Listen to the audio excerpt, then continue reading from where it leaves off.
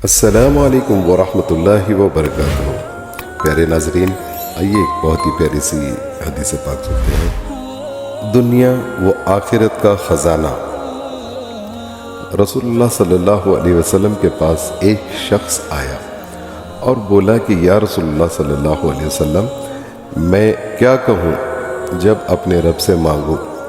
आप सल्लल्लाहु अलैहि वसल्लम ने फरमाया, ये कहो, अल्लाहुम्मा ग़फ़िरली वरहमनी व आफ़िनी वरज़ुक़नी। इसका तर्जुमा मुलाज़ा फरमाइए। ऐ अल्लाह, मुझे बख्श दे, मुझ पर रहम कर, मुझे आफ़ियत दे और मुझे रिज़्क़ दे। और आप सल्लल्लाहु अलैहि वसल्लम इन कलिमात को फरमाते वक्त एक एक उंगली बंद करते जाते थे, हत्ता कि 4 उंगलियां बंद कर ली। ये 4 कलिमे तेरे लिए दुनिया व आखिरत दोनों के फ़ायदे इकट्ठा कर देंगे।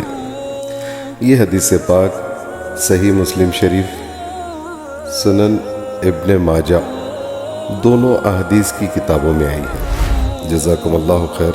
फिर मिलते हैं किसी प्यारी सी हदीस के साथ। जज़ाकुमुल्लाहु खैर। अल्लाह हाफ़िज़। फ़ी अमानिल्लाह।